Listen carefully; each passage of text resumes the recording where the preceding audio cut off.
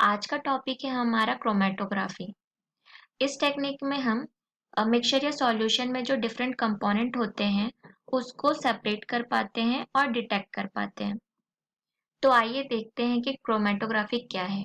Chromatography में Croma का मतलब होता है कलर और ग्राफी का मतलब होता है टू राइट। स्टार्टिंग में क्रोमेटोग्राफी का यूज कलर सब्सटेंस को सेपरेट करने के लिए होता था, बट बाद में इसमें मॉडिफिकेशन होता गया। अभी क्रोमेटोग्राफी के बहुत सारे टाइप हैं और उनके फंक्शंस हैं। तो क्रोमेटोग्राफी की डेफिनेशन देख लेते हैं। It is a technique of separating two or more dissolve solutes which are present in a solution.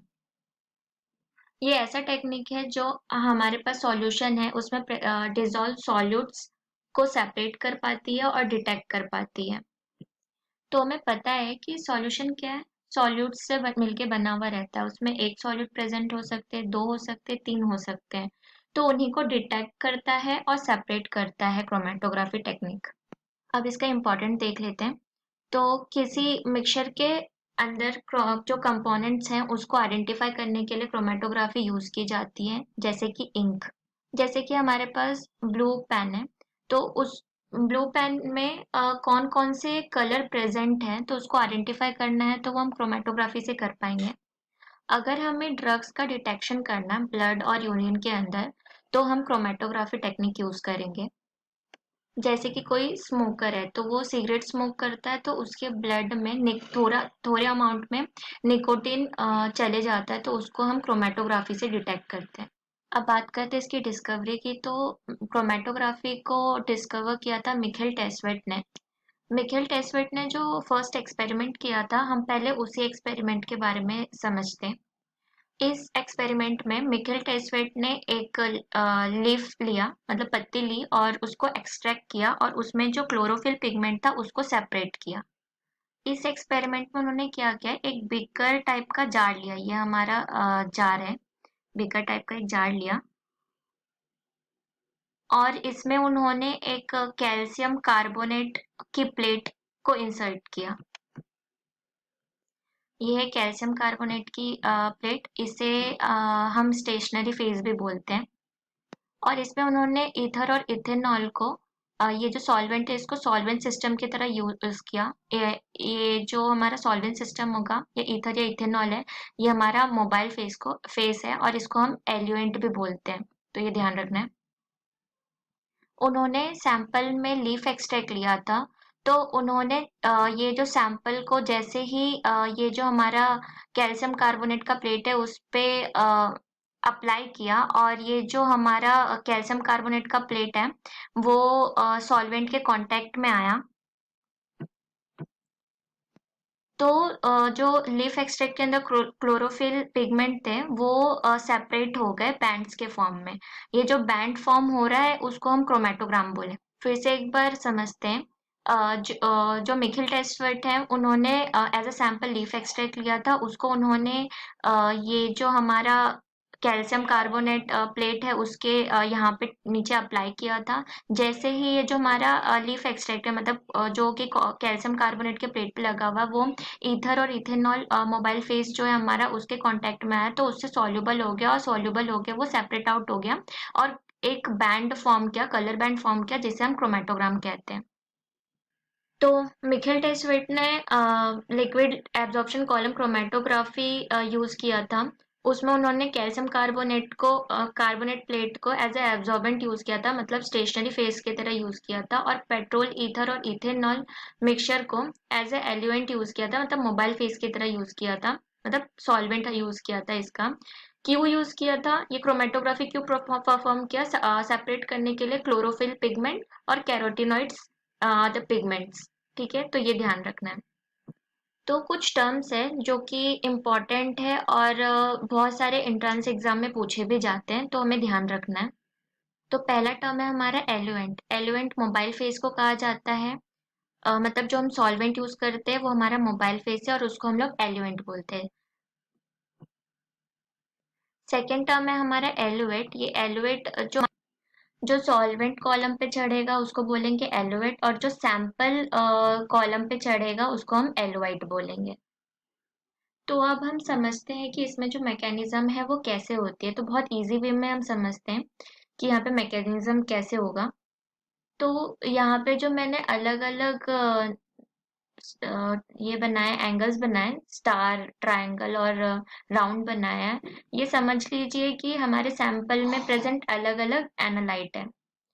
तो होता ये है कि जब हमारा ये जो हमारा सॉल्यूट है, मतलब ये जो हमारा सैंपल है, जब वो सॉल्वेंट के कांटेक्ट में आता है, तो ये जो हमारा जो कंपोनेंट, हमारे जो सैंपल में जो कंपोनेंट है, जो कंपोनेंट सबसे ज्यादा सॉल्यूबल रहता है वो तेजी से ऊपर जाता है, जल्दी से मूव होता है ऊपर की तरफ। और जो कम सॉल्यूबल रहता है वो एकदम धीरे धीरे मतलब ऊपर की तरफ जाएगा। तो ये जो हमारा ट्रायंगल था वो सॉल्वेंट के साथ ज्यादा सॉल्युबल था, इसलिए ये बहुत तेजी से ऊपर की तरफ गया। और जो स्टार है वो थोड़ा कम सॉल्युबल था, इसलिए वो थोड़ा कम ऊपर गया। और जो हमारा राउंड है वो सबसे लिस्ट सॉल्युबल था, सबसे कम सॉल्युबल था, इसलिए ये बहुत मतलब नीचे की तरफ है। तो मैंने यहाँ पे यही लिखा है कि जो मॉलिक्यूल ज्यादा सॉल्युबल है वो फास्ट मूव होंगे, जो कम सॉल्युबल है वो टाइम लेंगे मूव होने के लिए। और आप देख सकते हैं कि जो हमारा जो एनालाइट है उसमें जो कंपोनेंट्स हैं वो उनके बीच में पार्टीशन हो गया।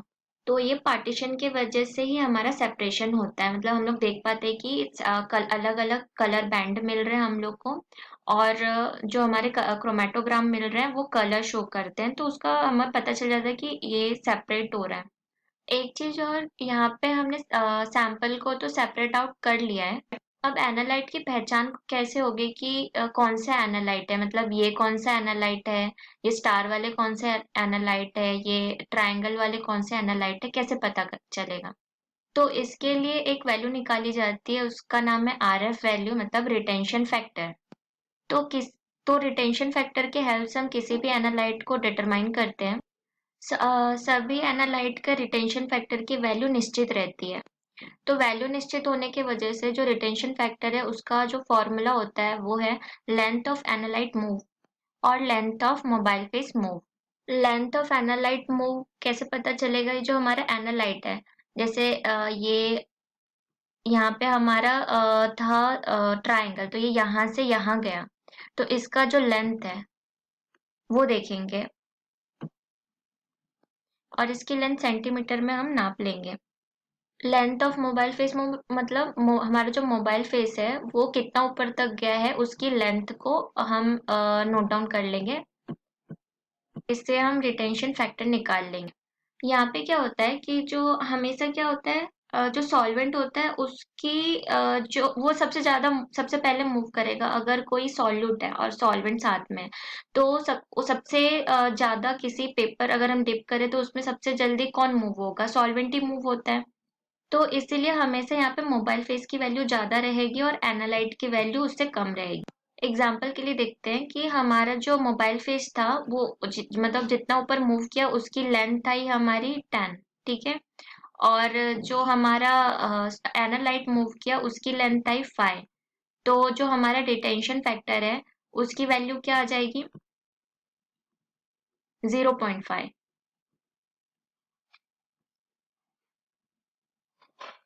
0.5।